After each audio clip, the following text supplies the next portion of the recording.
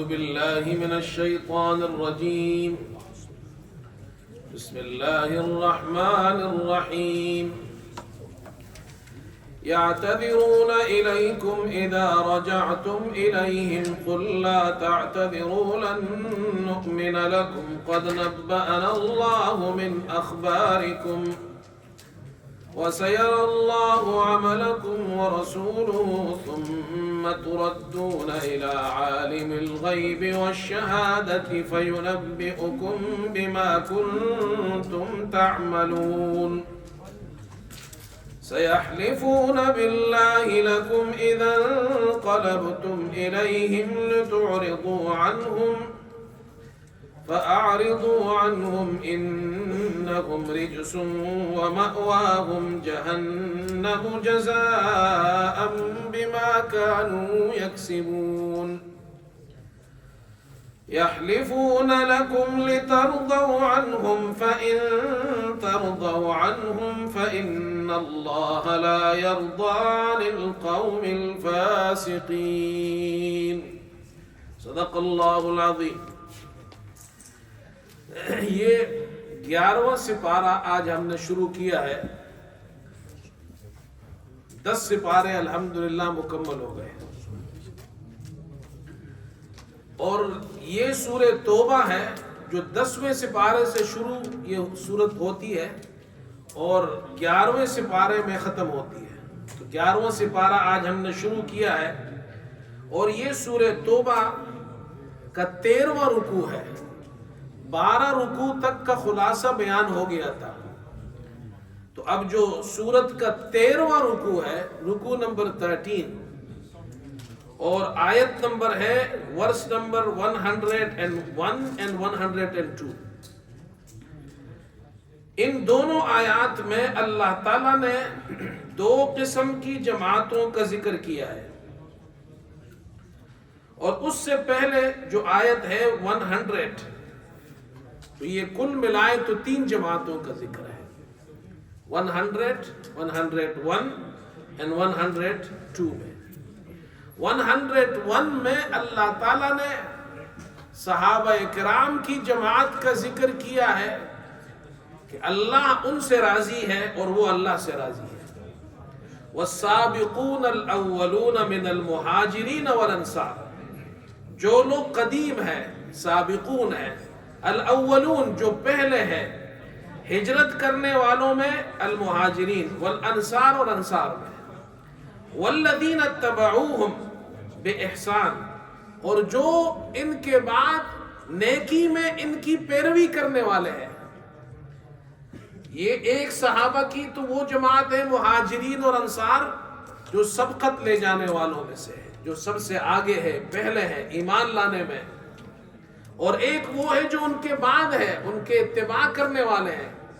تو یہ اتباع کرنے والے کون ہیں؟ تو علماء فرماتے ہیں کہ یہ تابعین ہے. یہ کون ہے؟ تابعین. اس لیے تابعین ان کو کہتے ہیں وہ صحابہ کی اتباع کرتے ہیں. رضی اللہ عنہم ورضوا عنہ. اللہ ان سے راضی ہوا اور وہ اللہ سے راضی ہوئے. وَأَعَدَّ لَهُمْ جَنَّاتٍ تَجْرِي تَحْتَهَا الْأَنْهَارُ. اللہ نے ان کے لیے سے باغ تیار کیے ہیں جن کے نیچے نہریں بہتی ہیں. خالدین فیہا ابدا. وہ جنت میں ہمیشہ رہیں گے. ذالک الفوز العظیم. یہ بڑی کامیابی ہے. تو صحابہ اکرام اللہ ان سے راضی یا اللہ سے راضی؟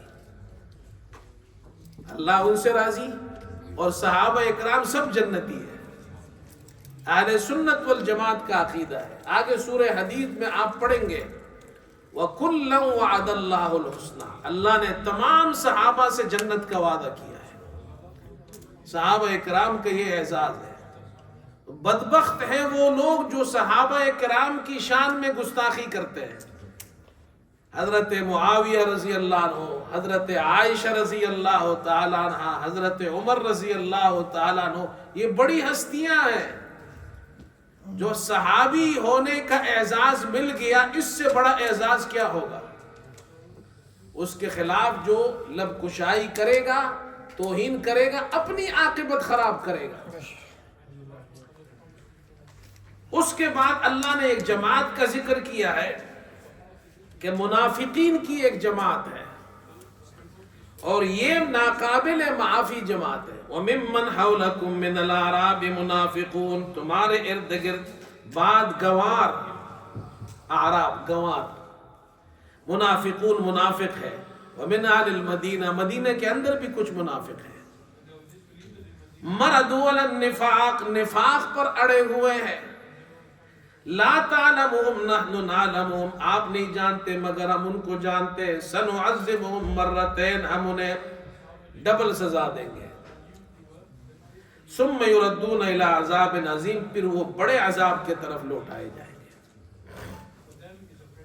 اور اس کے بعد ایک تیسری جماعت کا ذکر کیا، وآخرون اعترفوا بذنوبهم خلطوا عملا صالحا وآخر سیئا، اور کچھ اور مسلمان ہیں، صحابہ ہیں، جنہوں نے اپنے گناہوں کا اقرار کیا، انہوں نے ان کے نیک اور بد کاموں کو انہوں نے ملا دیا۔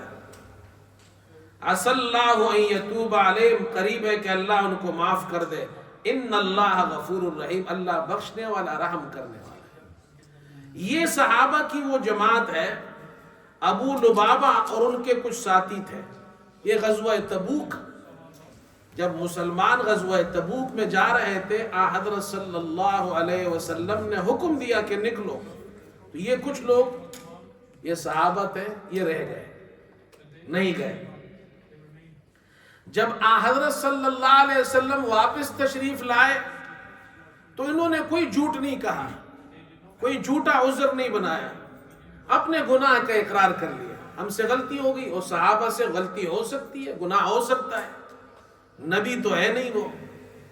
انہوں نے اپنے آپ کو مدینے کے ستونوں سے باندھ لیا کہ جب تک اللہ کے رسول صلی اللہ علیہ وسلم ہمیں نہیں کھولیں گے، معاف نہیں کریں گے، ہم اپنے آپ کو مدینے کے ستونوں سے باندھے رکھیں گے۔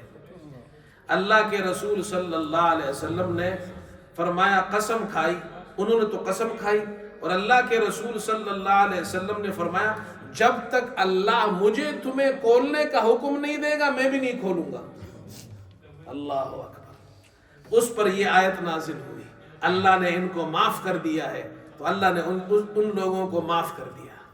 یہ صحابہ کی شان ہے، غلطی ہو گئی، گناہ ہو گیا، اللہ نے معاف کر دیا۔ یہ پاکیزہ جماعت ہے۔ اس کے بعد پھر رکوع نمبر 14 ہے، اس کے اندر اللہ نے دو باتیں ذکر کی ہے۔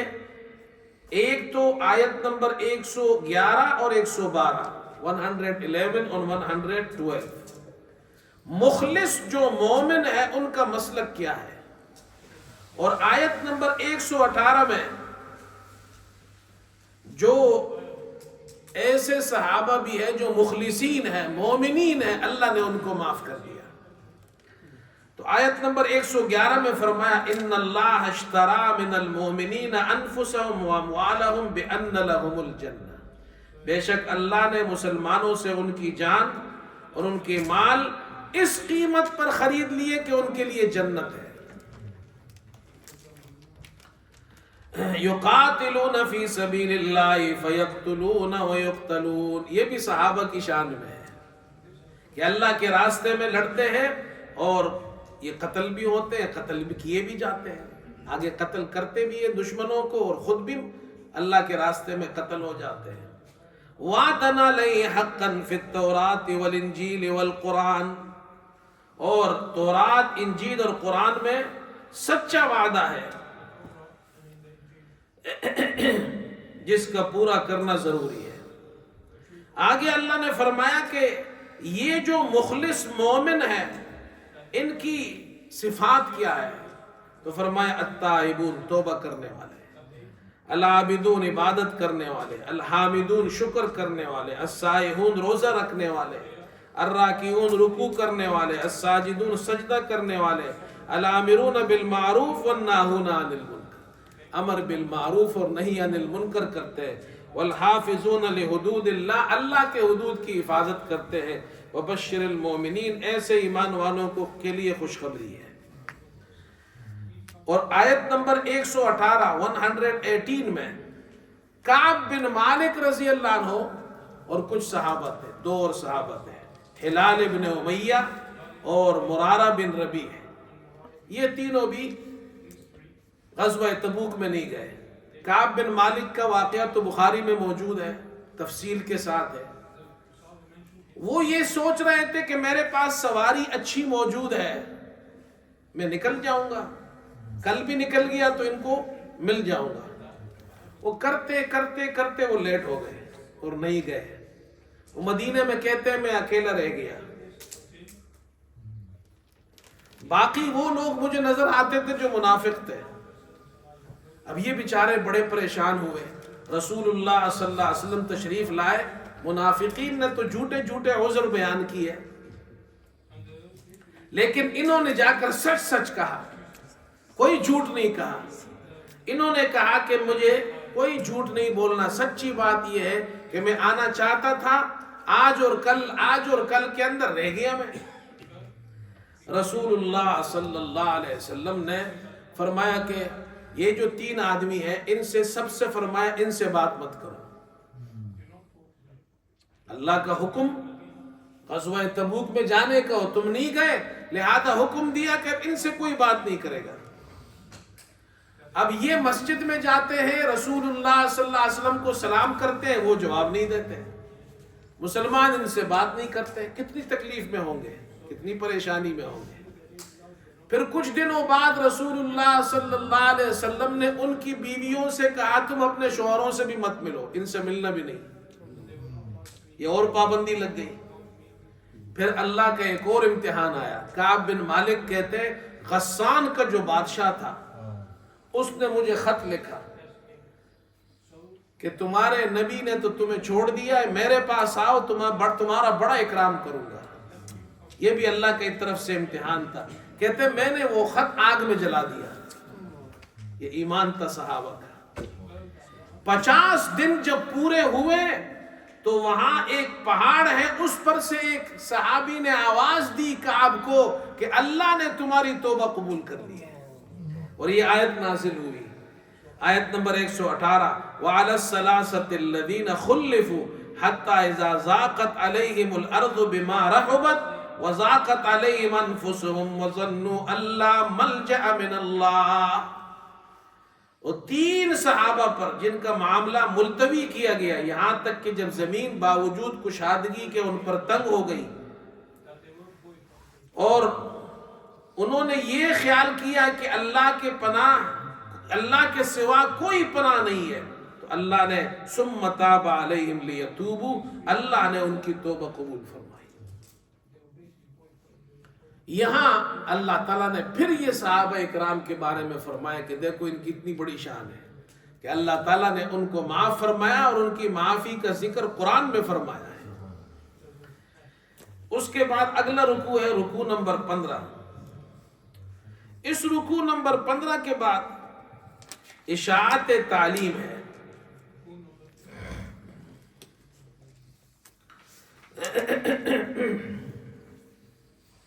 آیت نمبر 122 کے اندر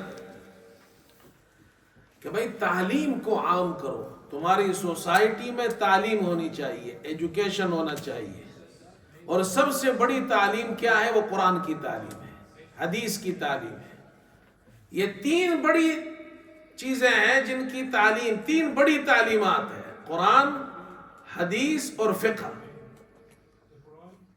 یہ ہر معاشرے میں ایسے لوگ، ایسے علماء ہونے چاہیے جو قرآن جانتے ہو، حدیث جانتے ہو اور فقہ جانتے ہو۔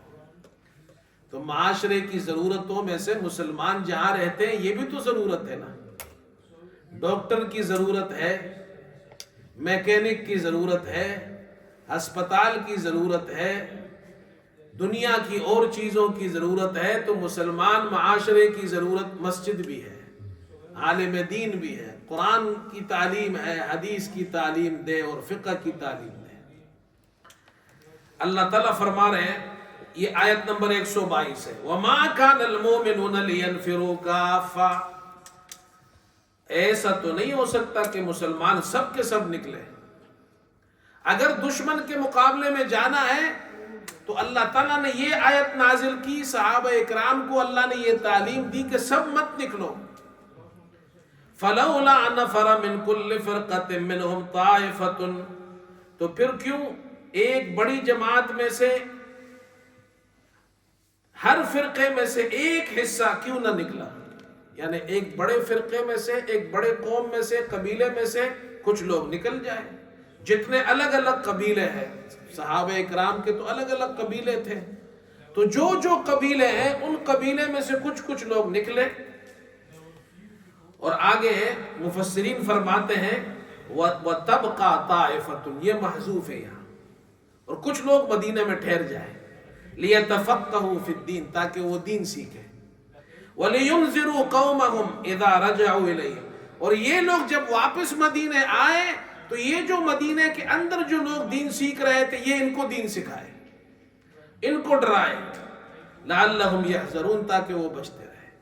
تو ایسی جماعت مسلمانوں کی سوسائٹی میں ہونی چاہیے جو دین سیکھے، قرآن سیکھے، حدیث سیکھے، فقہ سیکھے. یہ قرآن کا حکم ہے، اور یہ صرف صحابہ کے لیے نہیں ہے، یہ اللہ کا حکم ہر مسلمان معاشرے کے لیے ہے کہ تمہارے معاشرے میں ایسے لوگ ہونے چاہیے جو دین کا علم حاصل کریں. آگے اللہ تعالیٰ نے پھر اگلا رکوع ہے، اور اس رکوع کے اندر اللہ تعالیٰ فرما رہے ہیں دیکھو تمہارے دشمن کچھ قریب کے بھی ہوں گے، کچھ دور کے بھی ہوں گے. تو دشمن جو قریب کا ہو اس سے خطرہ زیادہ ہوتا ہے، تو اپنے قریبی دشمن سے تم آگاہ رہو. اگر وہ تم پہ حملہ کرتا ہے تو تم اپنا بچاؤ کرو. یا ایھا الذین آمنوا قاتلوا الذین یلونکم من الکفار، جو تمہارے قریبی کافر دشمن ہیں ان سے لڑو، یعنی یہ اپنے آپ کو بیدار رکھو. اگلا جناب اس کے بعد سورت ہے، اگلی سورت ہے سورہ یونس. حضرت یونس علیہ السلام کا واقعہ اس سورت میں بیان ہوا ہے. اس سے پہلے جتنی سورتیں گزری ہے اللہ نے تمام اقوام عالم کو قرآن کی طرف دعوت دی. اس کے بعد سورہ انفال میں اللہ نے قوانین بیان کیے، دشمن سے تمہارا مقابلہ ہوگا، اس کے قوانین بیان کیے. پھر توبہ کے اندر جو تمہارے دشمن مشرکین ہیں مکے میں ان سے اعلان جنگ کیا. پھر آگے مکی صورتیں ہیں، اور پھر کچھ صورتیں مدنی ہیں. مکی صورتوں کے اندر 3 مضمون بیان ہوئے ہیں: توحید، رسالت اور قیامت. اور مدنی صورتوں میں احکامات بیان ہوئے ہیں. یہاں سے اللہ تعالیٰ جو آگے صورتیں ہیں ان کے اندر جو ترتیب ہے وہ اس طرح ہے کہ صورت کے اندر ایک دعویٰ ہے، بنیادی بات اس صورت کے اندر کیا ہے، اور اس کے آخر میں نتیجہ ہے، درمیان میں شواہد ہے. اس صورت کا دعویٰ کیا ہے؟ اس صورت کا دعویٰ ہے دعوت الی القرآن. ہمیشہ قرآن کو اپنے سینے سے لگائے رکھو، ہمیشہ قرآن سے تعلق رکھو اور دوسروں کو بھی قرآن کی دعوت دو. تو سورت کے ابتدا میں اللہ نے یہ دعویٰ ذکر کیا ہے آیت نمبر 1 میں، 1 میں اور 2 میں. الف لام را تلک آیات الکتاب الحکیم، یہ حکمت والی کتاب کی آیت ہے. اکان للناس عجبا ان اوحینا الی رجل منہم، لوگوں کو اس بات پر تعجب ہے کہ ہم نے ان میں سے ایک آدمی پر وحی کی ہے، یعنی محمد صلی اللہ علیہ وسلم پر. وہ تعجب کرتے ہیں کہ آدمی کیسے نبی ہو سکتا ہے.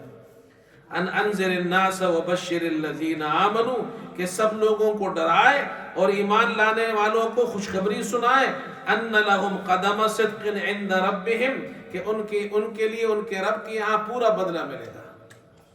اور کافر کہتے ہیں ان ھذا لسحر مبین، لساحر مبین، یہ تو صریح جادوگر ہے. قرآن کی طرف دعوت دی اللہ نے.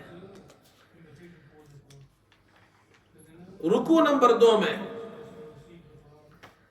یہ جو آپ کے دشمن ہیں جب ان پر تکلیف آتی ہے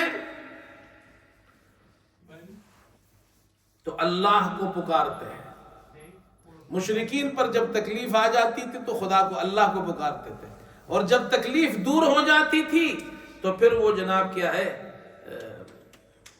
وہ اللہ کو بھول جاتے تھے. ایسا لگتا تھا ان کو کہ تکلیف پہنچی ہی نہیں ہے. وَإِذَا مَسَّ الْإِنسَانَ الضُّرُّ دَعَانَا لِجَنبِهِ أَوْ قَاعِدًا أَوْ قَائِمًا. جب انسان کو تکلیف پہنچتی ہے تو لیٹے بیٹھے اور کھڑے ہمیں پکارتا ہے. فَلَمَّا كَشَفْنَا عَنْهُ ضُرَّهُ. جب ہم اس کی تکلیف دور کر دیتے ہیں مَرَّ كَأَن لَّمْ يَدْعُنَا إِلَىٰ ضُرٍّ مَّسَّهُ. تو اس طرح گزر جاتا ہے کہ ہمیں کسی تکلیف پہنچنے پر اس نے پکارا ہی نہیں تھا. وہ ایسا بیہیو کرتا ہے جیسے اس نے تکلیف میں اللہ کو پکارا ہی نہیں تھا. اللہ کو یہ پسند نہیں ہے. مجھے ایک بات یاد آئی.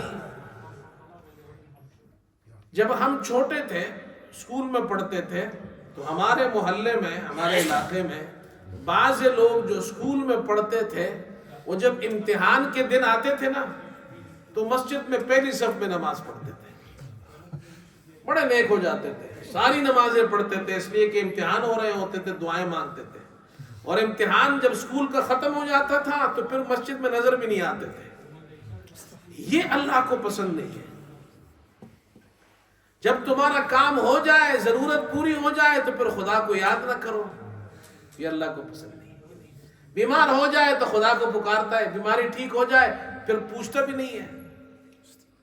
یہ مشرکین کی علامات میں سے ہے. مسلمان تو یہ ہر وقت خدا کے سامنے جھکتا ہے. اللہ اکبر. رکوع نمبر 3 ہے, اور رکوع نمبر 3 آیت نمبر 24 ہے. دیکھو یہ دنیا جو ہے اس پر مغرور مت ہونا اور اللہ کے پیغام کو مت چھوڑنا. اب دنیا کی مثال اللہ دے رہے ہیں. انما مثل الحیات الدنیا, دنیا کی مثال کما ان انزلناہ من السماء, آسمان سے جیسے اللہ نے پانی برسایا, فاختلط بہ نبات الارض, پھر اس کے ساتھ سبزہ مل کر نکلا, مما یاکل الناس والانعام, جسے انسان اور جانور کھاتے ہیں, حتی اذا اخذت الارض زخرفها, جب زمین سبزے سے خوبصورت اور آراستہ ہو گئی, وظن اہلها انہم قادرون علیہا, لوگ زمین والوں نے یہ خیال کیا کہ ہم تو اس زمین پر قابض ہو چکے ہیں, ہمیں قدرت حاصل ہے, ہم جب چاہے اس کی کٹائی کرے, یہاں سے فروٹ حاصل کرے, گندم حاصل کرے, غلہ حاصل کرے.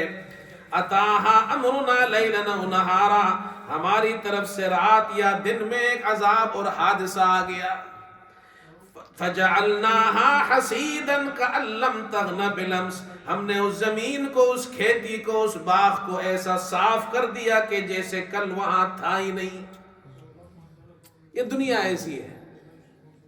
اس لیے دنیا کی وجہ سے اللہ کی کتاب کو مت چھوڑو, قرآن کو مت چھوڑو.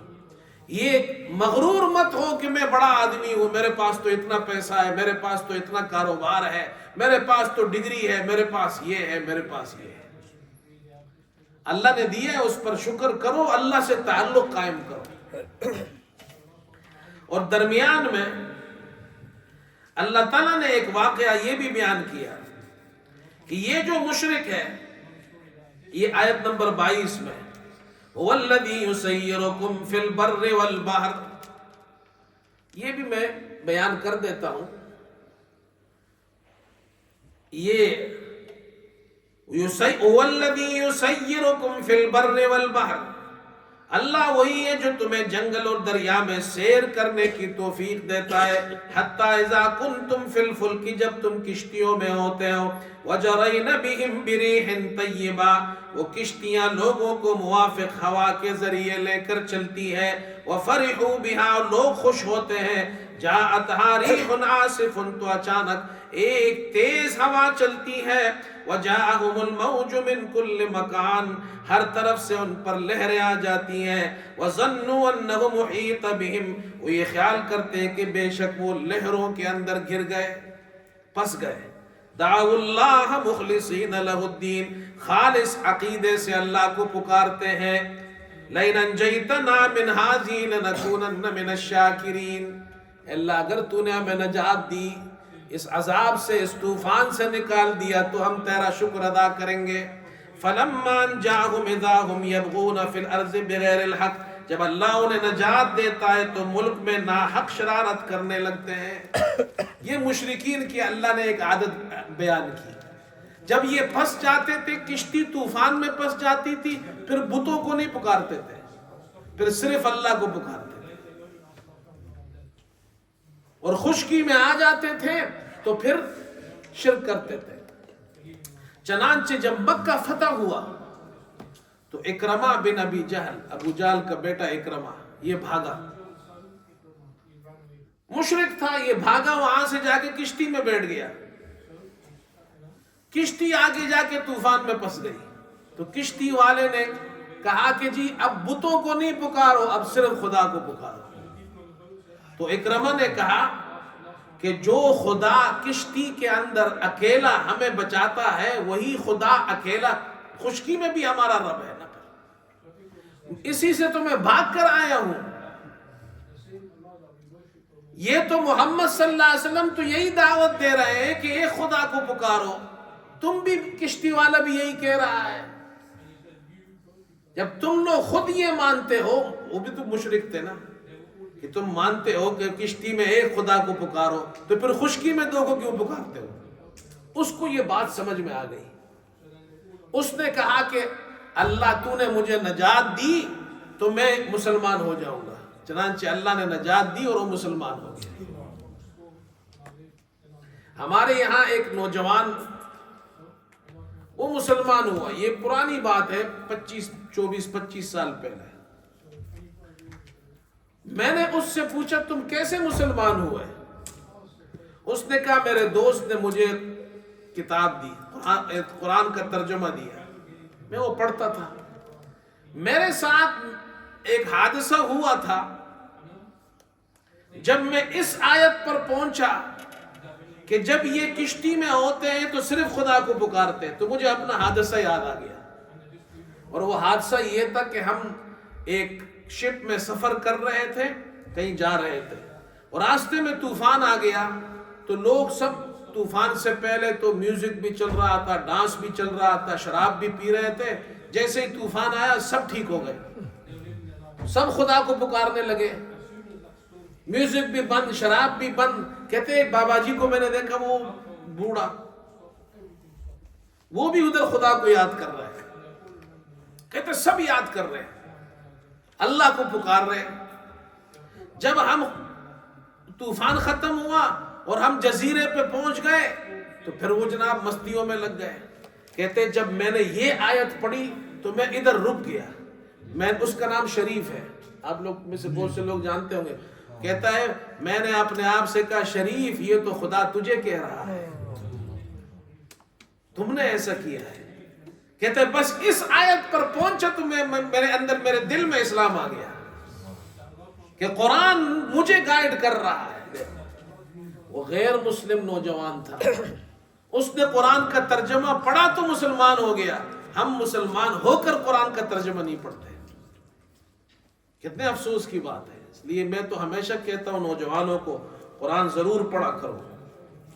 آگے چلیں جی، یہ رکوع نمبر 4 ہے۔ یہ مشرک خدا کو مدبر مانتے ہیں، یہ مانتے ہیں کہ یہ کچھ چیزیں ایسی ہیں، وہ کہتے ہیں یہ خدا کے علاوہ کوئی نہیں کر سکتا، لیکن اس کے حکم کی تعمیل نہیں کرتے۔ تو اس رکوع میں 3 باتیں بیان کی۔ نمبر 1، یہ خدا کو مدبر مانتے ہیں مشرک۔ قل من یرزقکم من السماء والارض، آپ پوچھئے آسمان و زمین سے روزی کون دیتا ہے؟ ام من یملک السماء والابصار، کانوں اور آنکھوں کا مالک کون ہے؟ ومن یخرج الحی من المیت ویخرج المیت من الحی، زندہ کو مردے سے کون نکالتا ہے، مردے کو زندہ سے کون نکالتا ہے؟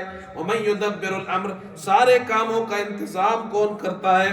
فسیقولون اللہ، یہ کہیں گے اللہ کرتا ہے، وہ کہیں گے یہ کام صرف اللہ کرتا ہے۔ مشرکین بھی کہتے تھے یہ کام صرف اللہ کرتا ہے، یہ ہمارے بت نہیں کر سکتے۔ تو اللہ تعالیٰ فرما رہے فلا تتقون، پھر تم ڈرتے نہیں ہو؟ مانتے ہو کہ ان کاموں میں اللہ کے ساتھ کوئی شریک نہیں ہے، پھر کیوں شریک ٹھہراتے ہو؟ آگے فرمایا لیکن آیت نمبر 34 میں، لیکن اللہ کی حکم کی تعمیل نہیں کرتے۔ قُلْ هَلْ مِنْ شُرَكَائِكُمْ مَنْ يَبْدَأُ الْخَلْقَ ثُمَّ يُعِيدُهُ، کہہ دو کہ تمہارے شریکوں میں کوئی ایسا ہے جو مخلوقات کو پیدا کرے پھر اسے دوبارہ زندہ کرے؟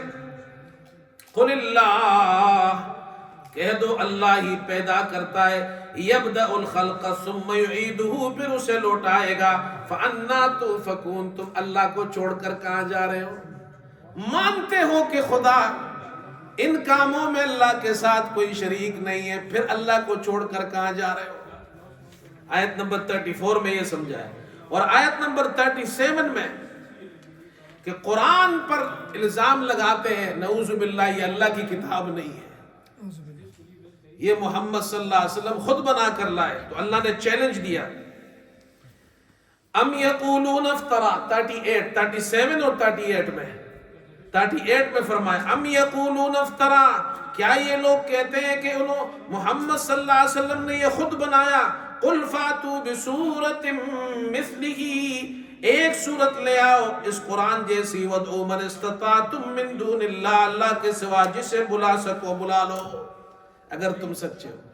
قرآن کی ایک سورت کا مقابلہ نہیں کر سکتے۔ انا اعطیناک الکوثر فصل لربک وانحر ان شانئک هو الابتر۔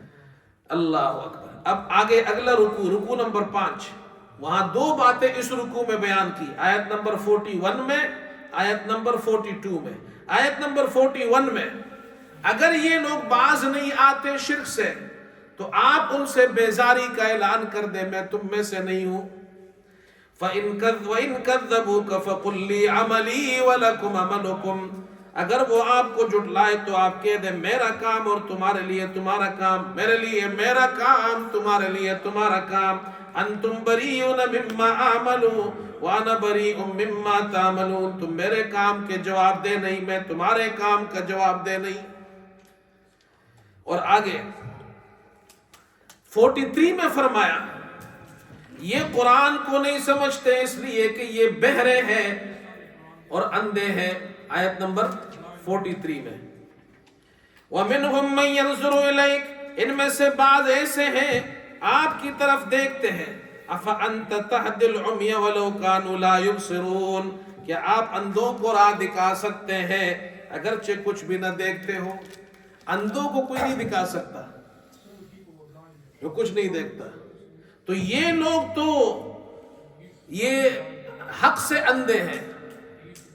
ایک انسان کی بصارت نہ ہو، دیکھ نہ سکے، اور ایک یہ کہ اس کے پاس بصیرت نہ ہو۔ اندھے کے پاس بصارت نہیں ہوتی لیکن بصیرت ہوتی ہے۔ کتنے اندھے ایسے ہوتے ہیں آنکھوں سے نہیں دیکھ سکتے ہیں لیکن حافظ قرآن ہوتے ہیں، مضبوط حافظ قرآن ہوتے ہیں، اندر والی آنکھ ان کی کام کرتی ہے۔ یہ بدبخت، یہ مشرکین جو رسول اللہ صلی اللہ علیہ وسلم کے دشمن ہیں، اللہ فرما رہے ہیں یہ جناب اندر سے اندھے ہیں، یہ کچھ نہیں دیکھتے، آپ ان کو ہدایت نہیں دے سکتے۔ اللہ اندر والی آنکھ روشن رکھے۔ پھر فرمایا جو اندر سے اندھا ہو جائے اور گمراہ ہو جائے تو قیامت کے دن اس کا حشر کیا ہوگا؟ رکوع نمبر 6 آیت نمبر 54 میں، وہاں قیامت کے دن اگر اس کے پاس یہ زمین اور جو کچھ زمین میں ہے یہ سب بھی، وہ اتنا سب کچھ ہو اور وہ یہ دیکھ کر اللہ کے عذاب سے جان چھڑانا چاہے تو نہیں چھڑا سکتا۔ وَلَوْ أَنَّ لِكُلِّ نَفْسٍ ظَلَمَتْ مَا فِي الْأَرْضِ لَافْتَدَتْ بِهِ، اگر ہر نافرمان کے پاس روئے زمین کی تمام چیزیں ہوں اپنے بدلے میں دے ڈالے، وہ جب عذاب دیکھیں گے تو دل میں نادم ہوں گے۔ وَقُضِيَ بَيْنَهُمْ بِالْقِسْطِ وَهُمْ لَا يُظْلَمُونَ، انصاف کا فیصلہ ہوگا، ظلم نہیں ہوگا۔ وہ چاہیں گے کہ ہم تو یہ ساری دنیا اگر ہمارے پاس ہو تو یہ ہم سب دے دے، عذاب سے بچ جائے، لیکن ہوگا نہیں ایسا۔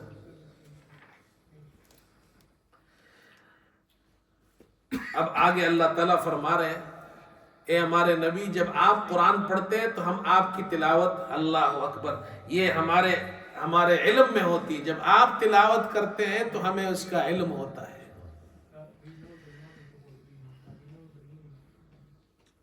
اس لیے جو اللہ والے ہیں ان کو کوئی خطرہ نہیں ہونا چاہیے. پہلی بات یہ فرمائی آیت نمبر 61 میں وَمَا تَكُونُ فِي شَانٍ وَمَا تَتْلُو مِنْهُ مِنْ قُرْآنٍ وَلَا تَعْمَلُونَ مِنْ عَمَلٍ إِلَّا كُنَّا عَلَيْكُمْ شُهُودًا. آپ جس حال میں ہوتے ہیں قرآن پڑھتے ہیں یا آپ لوگ جو کوئی کام کرتے ہیں إِلَّا كُنَّا عَلَيْكُمْ شُهُودًا ہم اس سے واقف ہوتے ہیں, ہم وہاں موجود ہوتے ہیں. آگے فرمایا الا ان اولیاء اللہ لا خوف علیہم ولا هم يحزنون. آیت نمبر 62 میں جو اللہ کے دوست ہیں نہ ان پر ڈر ہے نہ غمگین ہوں گے. قیامت کے دن نہ ان کو کوئی خوف ہوگا نہ غمگین. خوف کا تعلق فیوچر کے ساتھ ہے, مستقبل کے ساتھ, اور غم ہونے کا تعلق ماضی کے ساتھ ہے. ماضی میں جو کچھ دنیا میں ہوا اس کا کوئی غم نہیں ہوگا اور آئندہ ان کو کوئی خوف نہیں ہوگا, جنت کے اندر ہوں گے.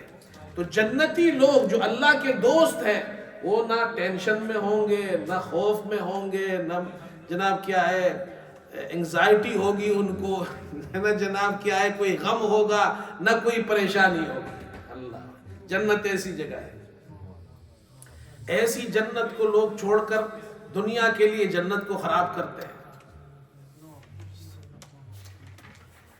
اگلا رکوع نمبر 8 ہے. تو حضرت نوح علیہ السلام کا واقعہ اللہ نے بیان کیا کہ جنہوں نے اپنی آخرت تباہ کی. حضرت نوح علیہ السلام کے زمانے میں بھی جو لوگ تھے جنہوں نے نوح علیہ السلام کی بات نہیں مانی, انہوں نے اپنی آخرت تباہ کی. یہ پورا اس رکوع میں اللہ نے یہ واقعہ بیان کیا ہے. حضرت نوح علیہ السلام نے جب ان کو دعوت دی تو انہوں نے بات نہیں مانی. چنانچہ آیت نمبر 74 میں اللہ فرماتے ثم بعثنا من بعدهم رسولا الى قومهم, پھر ہم نے نوح کے بعد اور پیغمبر اپنی اپنی قوم کی طرف بھیجے. اس سے پہلے نوح علیہ السلام کا اور پھر اس کے بعد نوح علیہ السلام کے بعد اور نبی آئے. فجاؤهم بالبينات فما كانوا ليؤمنوا بما كذبوا به من قبل كذلك نطبع على قلوب المعتدين. اللہ پھر ایسے لوگوں کے دلوں پر مہر لگا دیتا ہے جو نبی کی بات نہیں مانتے. اس کے بعد اگلا رکوع ہے رکوع نمبر 9. فرعون موسیٰ علیہ السلام سے عناد رکھتا تھا تو اللہ نے اس کو غرق کر دیا. وجاوزنا آیت نمبر 90 وجاوزنا ببنی اسرائیل البحر فاتبعهم فرعون وجنوده بغیا وعدوا حتى اذا ادركه الغرق, جب فرعون غرق ہونے لگا قال آمنت انه لا اله الا الذي آمنت به بنو اسرائیل وانا من المسلمین. اس نے کہا لا الہ الا اللہ کے سوا کوئی معبود نہیں, الذی آمنت به جس پر میں ایمان, آمنت به بنو اسرائیل جس پر بنو اسرائیل ایمان لائے, وانا من المسلمین میں بھی مسلمان ہوں. اللہ نے اس کا ایمان قبول نہیں کیا. اس لیے کہ جب آدمی موت کے وقت جب اس کی روح نکالی جا رہی ہو اور وہ آخرت کے جو مراحل ہے فرشتے کو دیکھ لے, اس وقت پھر اس کا ایمان نہیں قبول ہوتا. مرنے سے پہلے اللہ قبول کر لیتا ہے. یہ اللہ نے کہا دیکھو تمہارا حال ایسا نہ ہو کہیں. پھر آگے فرمایا قرآن میں شک مت کرو.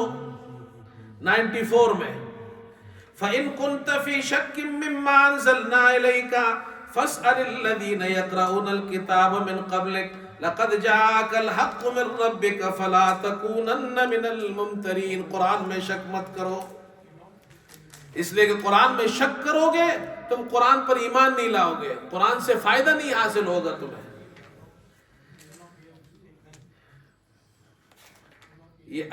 اور آگے یہ آخری رکوع ہے اور اس میں ایک رکوع آیت نمبر 104 ہے.